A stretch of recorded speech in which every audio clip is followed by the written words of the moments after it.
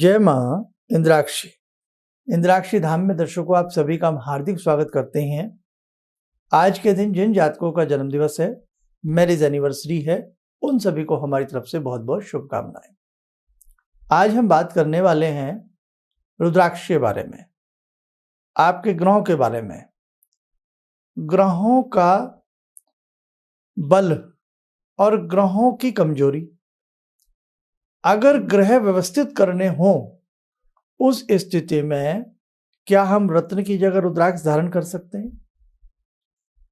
आज का सब्जेक्ट बड़ा अच्छा होने वाला है, आप इसे ध्यान से सुनिएगा। और जितने भी साधक रुद्राक्ष पहनते हैं या पहनना चाहते हैं वो भी इसको ध्यान से सुनिएगा। आइए पहले आज का हम पंचांग देख लेते हैं।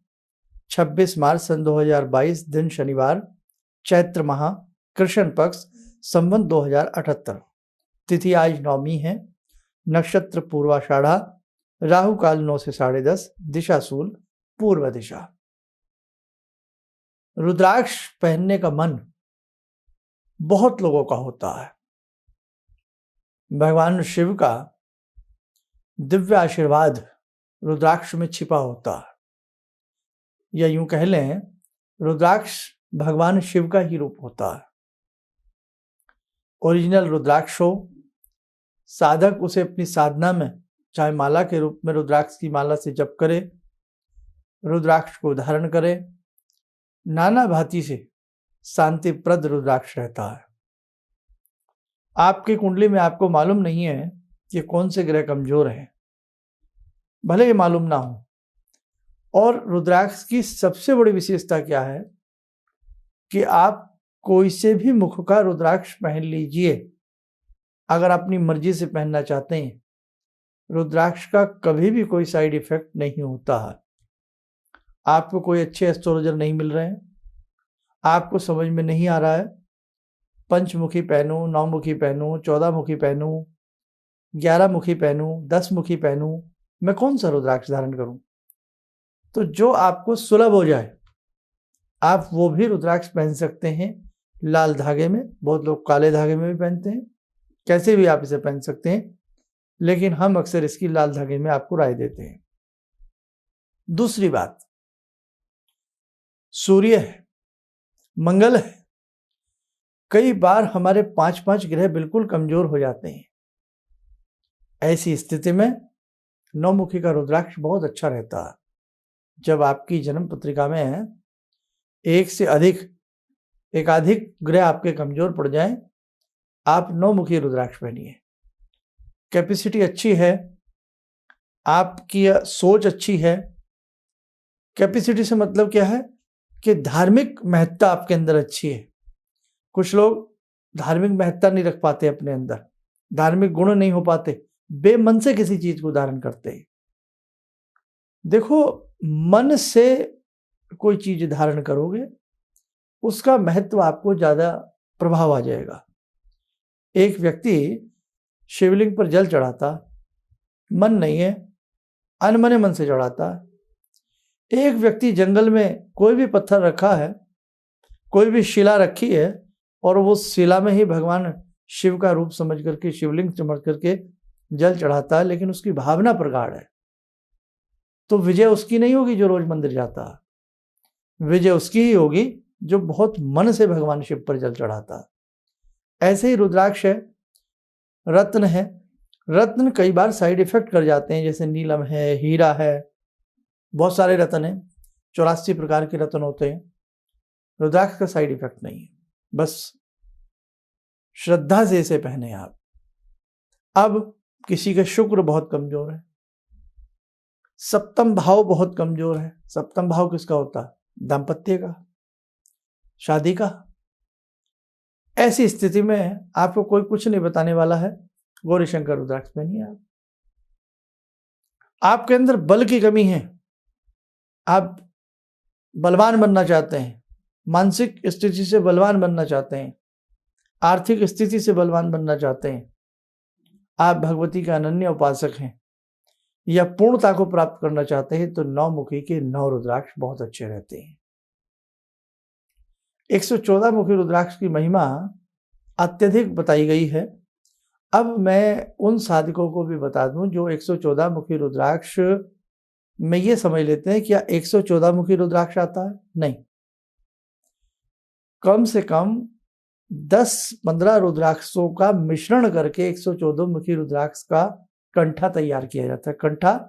कंठहार, कंठहार को ही थोड़ा शॉर्ट भाषा में कंठा कह देते हैं। कंठ में जो धारण हो गले में है उसे कंठा कह देते हैं। आया समझ में? 114 मुखी रुद्राक्ष में गौरी शंकर रुद्राक्ष लगाया जाता है, 1 मुखी रुद्राक्ष लगाया जाता है, 9 मुखी, 8 मुखी, 14 मुखी, इस प्रकार से उन रुद्राक्षों का पूरा संयोजन 114 मुखी बन जाता है। फिर उसके ऊपर पूर्ण रूप से रुद्र की जाती है, एक एक रुद्राक्ष के हिसाब से। कमाल की उसमें जागरण की स्थिति आ जाती है। रुद्राक्ष धातु में बड़े महत्वपूर्ण होते हैं, जैसे चांदी में, सोने में बहुत अच्छा कार्य करते हैं। सोने में बहुत महंगा पड़ जाता है, चांदी में थोड़ा सा व्यक्ति झेल लेता है।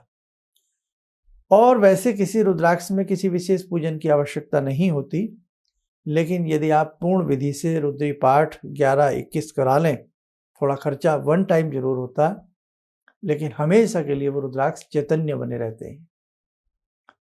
ऐसे बहुत व्यक्ति हैं जो अकेले में डरते हैं, रात में डरते हैं, सुनसान डगर में डरते हैं, या जिनका हृदय बड़ा कमजोर है।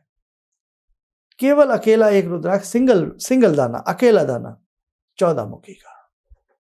14 मुखी अकेला दाना भी बहुत महंगा आता है, आप नेट पे सर्च करिए, अच्छे से अच्छे कीमत में स्टार्टिंग ही करीब 8-10 हज़ार रुपए से होता है, स्टार्टिंग ही, और अप टू ये 1 लाख तक 14 मुखी चला जाता है। केवल अकेला एक दाना 14 मुखी का। आप मत इतना महंगा लीजिए, 10-15 हज़ार तक का, 20 हज़ार तक का आपकी पॉकेट अलाउ करे।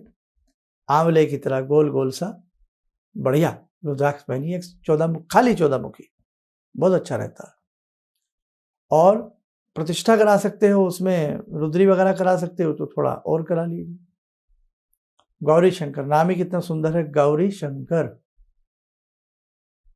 जब गले में धारण किया जाता है तो परिवार में दाम्पत्य सुख की प्राप्ति होती है। और दाम्पत्य सुख से मतलब परिवार में सुख, परिवार में शांति, कलह दूर होती है, तनाव दूर होता है। गणेश रुद्राक्ष, बाकायदा गणेश जी जैसी उसमें हल्की सी सूंड सी बनी होती है, नौज बनी होती है, नेचुरल होती है। अब ये मत समझिए जैसे हाथी की सूंड होती है वैसी होगी क्या, आदमी जैसी हमारी तुम्हारी जैसी होगी क्या, नहीं, ये नहीं होती। बस एक प्रारूप होता है कि नौज महसूस होती है, जैसे कई बार बादलों में आपको आकृतियां नजर आती, तो वो बाकायदा गणेश रुद्राक्ष में होती है। और विद्यार्थियों के लिए, मानसिक रूप से कार्य करने वालों के लिए गणेश रुद्राक्ष बहुत अच्छा होता है। छोटे बच्चों के लिए पंचमुखी गणेश रुद्राक्ष बहुत अच्छा होता है। 10 मुखी रुद्राक्ष, आपकी कुंडली का 10वां भाव पीड़ित हो, 10 मुखी रुद्राक्ष पहनिए, बहुत अच्छा होगा।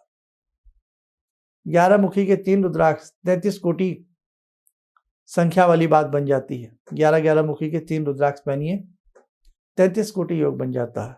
जैसे 33 प्रकार के हमारे देवी देवता हैं। कोटि करोड़ नहीं, प्रकार। कोटि का मतलब करोड़ भी है और कोटि का मतलब प्रकार भी है, समझे? जैसे कनक कनकते 100 गुनी, एक कनक सोना है और एक कनक गेहूं है। तो ऐसे ही बहुत लोग मजाक उड़ाने लगते हैं, कह रहे इनके तो 33 करोड़ देवी देवता। अरे भैया, आपको मालूम नहीं है तो काहे को आप बिना मतलब में लोगों में उल्टी सीधी बातें व्याप्त करते हैं, समझे? नाच न जाने आंगन टेढ़ा।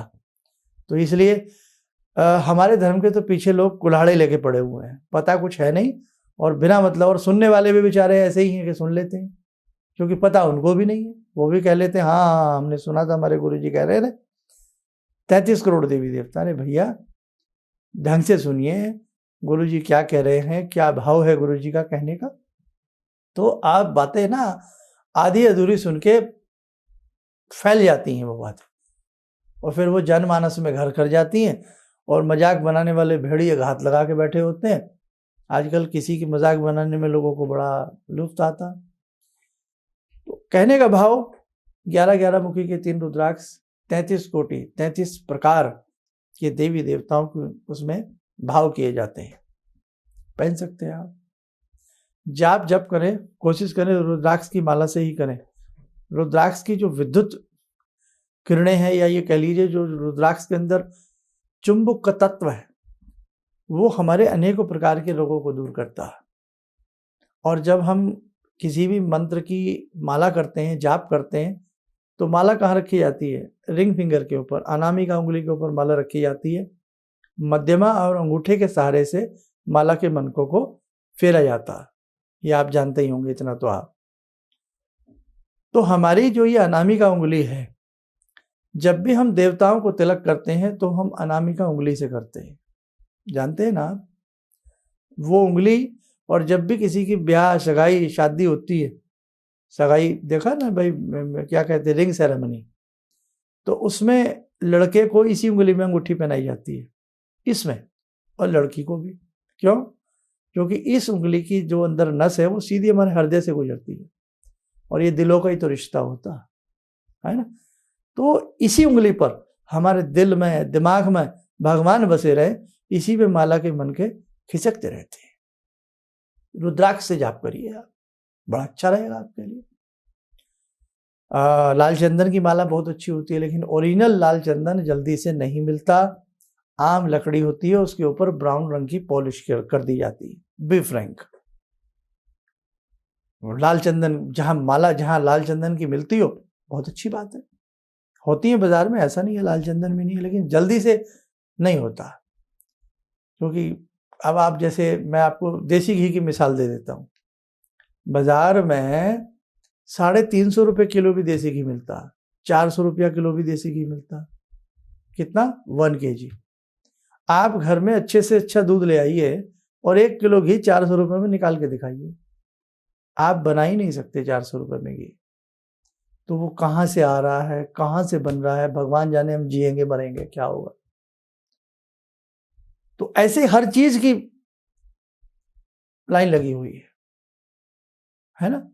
आप 1 किलो 5 किलो दूध का छेना बनाइए, पनीर बनाइए, कुछ बनाइए, तो मतलब अब हम सस्ते की तरफ भी बहुत लोग दौड़ रहे हैं। लेकिन शरीर से खिलवाड़ मत कीजिए, सस्ता मत देखिए, अच्छा देखिए, अच्छी चीज यूज कीजिए, चाहे वो खाने की हो, पहनने की हो, रुद्राक्ष हो, रत्न हो, आपका देसी घी हो, कुछ भी हो, अच्छे की तरफ चलिए। आज भी पुराने लोग क्यों मजबूत हैं? क्योंकि उन्होंने ओरिजिनल चीजों को यूज किया है ना। और नए बच्चों का तो पूछिएगा मत, पानी को पापा कह रहे हैं। तो खैर, अब रुद्राक्ष में बहुत लोग पूछते हैं कि महिलाएं पहन सकती हैं, पुरुष पहन सकते हैं। रुद्राक्ष कोई भी पहन सकता, बच्चा, पुरुष, प्रौढ़, युवा, कोई भी पहन सकता। रुद्राक्ष में सावधानियां क्या हैं? सबसे बड़ी सावधानी है शुद्धता। क्या रात को रुद्राक्ष वैवाहिक लोग उतार सकते हैं? बिल्कुल उतार के रख सकती है, उतार के रखिए, सुबह फिर उसको जल से धो के पहन लीजिए आप, कोई दिक्कत नहीं। और यदि आप शुद्ध हैं तो पहने रखिए आप।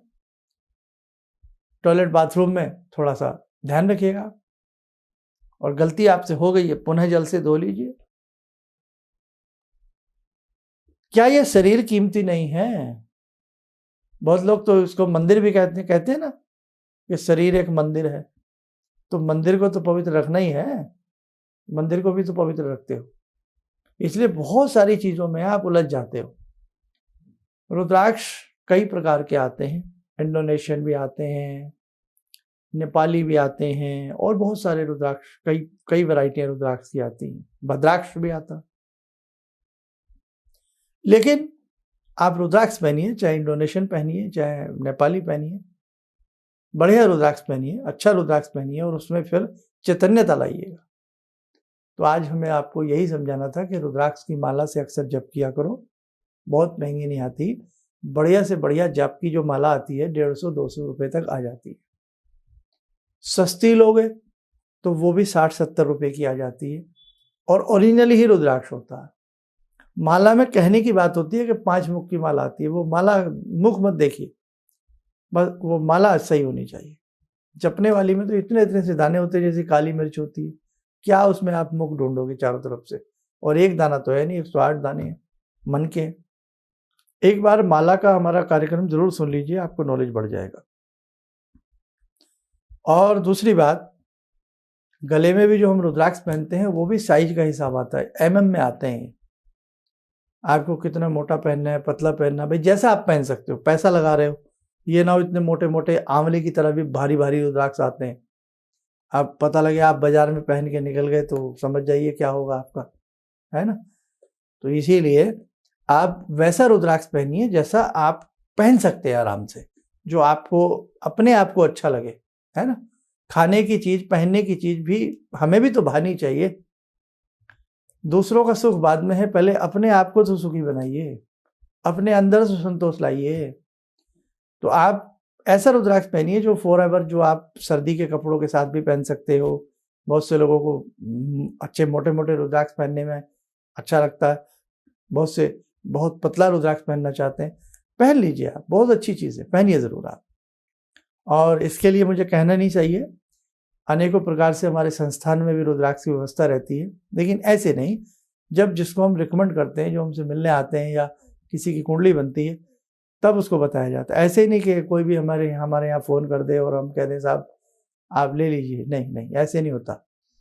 पूरा रुद्राक्ष को भी देखा जाता है कि आपको कौन सा रुद्राक्ष चाहिए कायदे में। वैसे तो कोई सा भी पहन सकते हैं अपने मन से तो, लेकिन जब डॉक्टर की राय ले ही रहे तो फिर अच्छे से राय लेके पहनिएगा कि आप कौन सा पहने कौन सा ना पहने। नौमुखी के 3 रुद्राक्ष भी बहुत अच्छे होते हैं।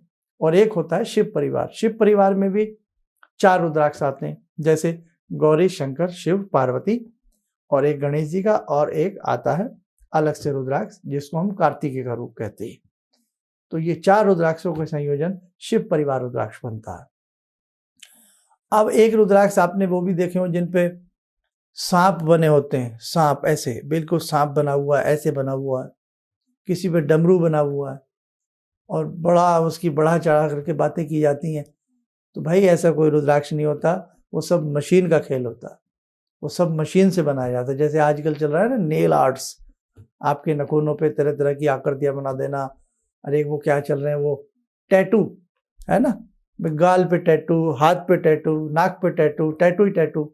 तो ऐसे ही रुद्राक्ष के ऊपर भी वो मशीन से लिख दिया जाता, राम लिखवा लो, सांप बनवा लो, वो ओरिजिनल नहीं होता, ये ध्यान रखना। रुद्राक्ष ओरिजिनल हो सकता है, लेकिन उसके ऊपर जो आकृति है वो कलाकारी है मशीन की। तो वो आप ये मत समझिए कभी कोई कान काट ले आपके कि देखो इस पे तो सर्प बना हुआ है, इस पे तो ओम नमः शिवाय लिखा हुआ है, ये तो 10 लाख का है, 2 लाख का है। तो भाई ये सब चीज़ें आप थोड़ा ध्यान रखो। टॉपिक मैंने लिया है, इसलिए मेरा फर्ज है आपको हर गंभीरता से इस सब्जेक्ट के बारे में बताना।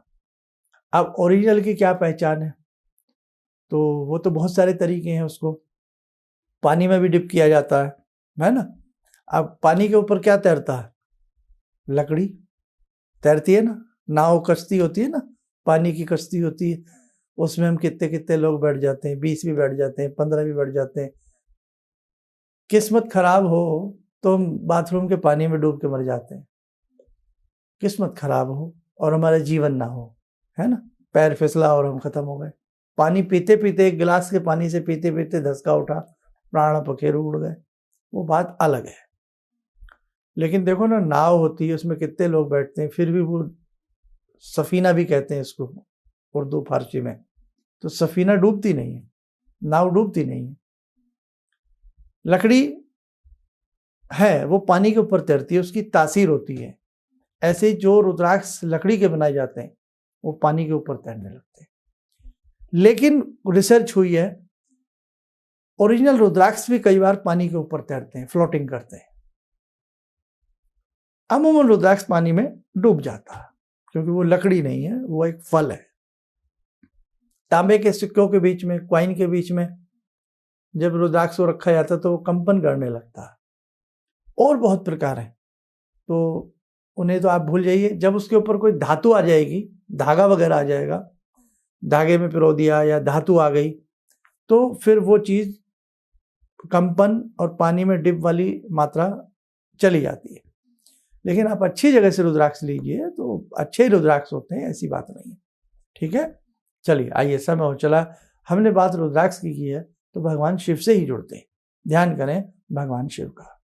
ॐ आत्मा त्वं गिरिजामति सहचरा प्राणा शरीरं गृहं पूजा ते विषयोपभोगरचना निद्रा समाधिस्थिते सञ्चारपदयो प्रदक्षिणविधेः श्रोत्राणि सर्वागिरो यद्यात् कर्म करोमि तद्दखिलं शम्भोस्तवाराधनम् चन्द्रोद्भासितशेखरे स्मर हरे गंगाधरे शङ्करे सर्पे भूषितकण्ठकर्णविवरे नेत्रोत्तवे स्वानरे दन्ते त्वकृतसुन्दरां वरदरे त्रैलोक्यसारे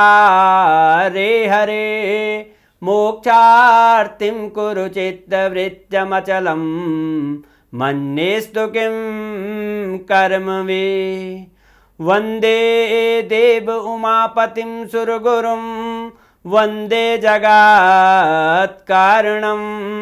वन्दे पन्नगभूषणं मृगधरं वन्दे पशूनां पतिं वन्दे सूर्यशशाङ्कवह्निनयनां वन्दे मुकुन्दप्रियं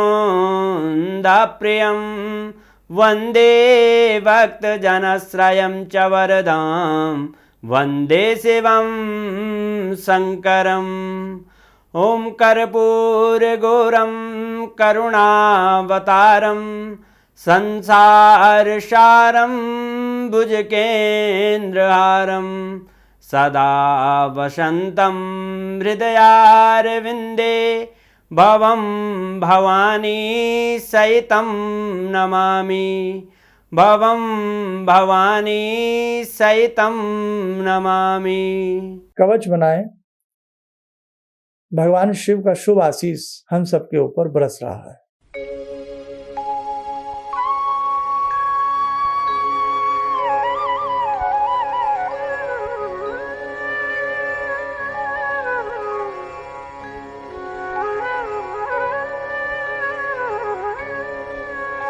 ओम बोलते हुए नेत्र खोलें, सामान्य हो जाए। देखो साधकों, हमने एक कोर्स बताया है कि नवरात्र में एक दैवीय साधना करनी है।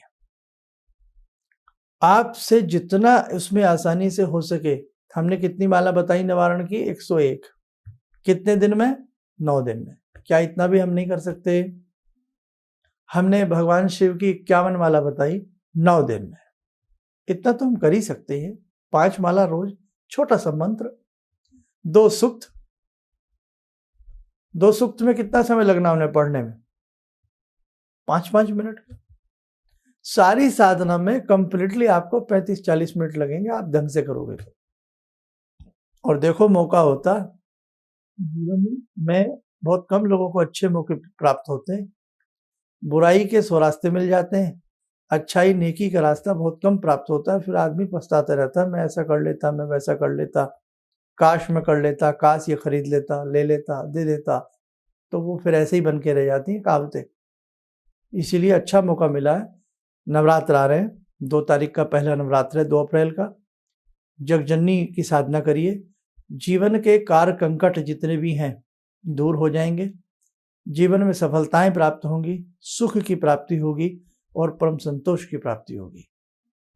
आप छोटा सा संकल्प करिए कि हे जगजननी, मुझे संतोष की प्राप्ति हो, मोक्ष की प्राप्ति हो, मेरे घर में आनंद मंगल की प्राप्ति हो, विश्व में सुख शांति की प्राप्ति हो। इस निमित्त हे जगजननी, मैं ये छोटा सा अनुष्ठान कर रहा हूँ, मुझे आशीष दें, आशीर्वाद दें और मेरा ये अनुष्ठान संपूर्ण हो जाए। ऐसा सोच के आप प्रारंभ करना 2 तारीख से। और अब मैंने ये कहा था कि कौन से फ़ोन नंबर पे आपको अपने अपने नाम लिखवाने हैं, नाम, मोबाइल नंबर। और यदि आपके घर में से 2 मेंबर कर रहे हैं या 3 कर रहे हैं या आपको कोई मित्र भी कर रहा है, तो आप बता सकते हैं कि हम 3 मेंबर कर रहे हैं, हम 4 मेंबर कर रहे हैं। हम 2 मेंबर कर रहे हैं। क्यों? जब इसका 10 अप्रैल को हमारे यहाँ यज्ञ होगा तो सबके नाम बाकायदा बोले जाएंगे। अब आप सोचोगे कि साहब 1 लाख आदमी हो गए, तो आप चिंता ना करें, वो हमारी जिम्मेदारी है। हमारे 10 ब्राह्मण बैठेंगे, 10 घंटे में तो बोले जाएंगे सबके नाम, वो आप टेंशन ना लें, वो हमारी जिम्मेदारी है। और जो हमसे पुराने लोग जुड़े हैं वो समझते हैं कि हमारे यहाँ किस प्रकार से अनुष्ठान होते हैं, कितने विधि विधान से हम कार्य को कराते हैं। तो जो इस अनुष्ठान में भाग लेना चाहता हो, आज कोई नया दर्शक हमें सुन रहा हो, तो वो हमारा कल का कार्यक्रम सुन ले। कल का यानी कि बीते हुए कल का, उसे सारी विधि विधान पता लग जाएंगे। और अपना फ़ोन नंबर, नाम, फ्रॉम, कहाँ से बोल रहे हैं, क्या आप आउट ऑफ इंडिया से हैं या कहाँ से हैं, जहाँ से भी हैं, अपना नाम नंबर हमारा लिखवाना शुरू कर देना। सुबह 10:30 बजे से लेकर के, बल्कि 11 बजे से लिखवाइए, सुबह 11 बजे से लेकर के शाम के 6 बजे के बीच में लिखवा सकते हैं। अब हमने कहा था हम आपको एक फ़ोन नंबर देंगे। हमारे जो 4 फ़ोन नंबर मेन आते हैं, मेन फ़ोन नंबर जो देखो नीचे स्क्रॉल में, या जो ये कॉन्टैक्ट वाले आते हैं ना, फॉर अपॉइंटमेंट वाले नंबर आते हैं 4, उन्हीं 4 नंबर पर किसी पे भी आप फ़ोन करिए। और जब आप फ़ोन करें तो उसमें आप अपना नाम और अपना गोत्र, ठीक है, ज़रूर लिखवा देना, मोबाइल नंबर लिखवा देना, ताकि 10 अप्रैल को जब विशेष प्रकार का यज्ञ किया जाए उसमें आपके नाम में गोत्र के साथ आहुति दी जा सके। हमारे ब्राह्मणों की टीम वास्तव में उसमें बहुत अच्छे से आपके नाम का उच्चारण करते हुए आहुति दी जाएगी, ताकि किसी भी तरीके से आपके जीवन में सुख शांति आ सके। और एक चीज़ और, ऐसे बहुत व्यक्ति हैं जो बहुत बीमार चल रहे हैं, उनके नाम से भी आप अपने ये अनुष्ठान कर सकते हैं, ताकि भगवान की कृपा उन पर बरसे, वो स्वस्थ हों। उनके नाम से भी आहुति हम देने का प्रयास करेंगे 10 तारीख को, जो विशेष यज्ञ होगा। और आप जहाँ भी हैं, कहीं भी बैठे हैं, ईश्वर की कृपा आपको वहीं घर बैठे बैठे प्राप्त होगी, ठीक है। तो बाकी रोज थोड़ा थोड़ा मैं आपको समझाता ही रहूँगा। जिन्होंने कल वाला कार्यक्रम ना देखा हो तो एक बार कल वाला कार्यक्रम भी सुन लें और देख लें। आप स्वस्थ रहें, सुखी रहें, इन्हीं शुभकामनाओं के साथ हम अपनी वाणी को विराम देते हैं। जय माँ इंद्राक्षी। गुरु जी से मैं तब से जुड़ा हूँ जब से वो एक चैनल आती थी P7, उसी से मैं जुड़ा हुआ। और गुरुदेव से हमारी जब मुलाकात हुई तो मैं आश्चर्यचकित रह गया। जब उन्होंने हमसे बताया कि आपके साथ ऐसे ऐसे हुई, तो मैं इतना आश्चर्य हो गया कि इन्हें कैसे मालूम, और इतना बढ़िया इन्होंने बताया, जिसके वजह से मैं आज तक उनसे प्रभावित हूँ। और इनका बताने का शैली वगैरह इतनी बढ़िया है, जो हम अपने क्लास के टीचर से भी उतना बढ़िया नहीं समझ पाते थे। ये हमें बहुत पसंद आई। और दूसरी बात कि इनके साथ जितने भी मैं जब से जुड़ा रहा, जो भी समस्या आई, मैं बहुत ही अच्छा तरह से मेरे सॉल्व होते चले गए। और आज तक मैं उनके आशीर्वाद से मैं बहुत सुखी हूँ। किसी भी समस्या के समाधान के लिए मिले प्रसिद्ध हस्तरेखा एवं वास्तु विशेषज्ञ प्रोफेसर धर्मेंद्र शर्मा जी से। नोट: शिविर में भाग लेने हेतु एवं व्यक्तिगत रूप से मिलने के लिए कॉल करने का समय सुबह 10 बजे से शाम 6 बजे तक। हमारे विभिन्न ज्ञानवर्धक कार्यक्रम देखने के लिए आप हमें अभी सब्सक्राइब करें, बेल आइकन को प्रेस करें, ताकि आप देख सकें हमारा कार्यक्रम सबसे पहले। और अधिक जानकारी के लिए फेसबुक पेज को लाइक करना न भूलें।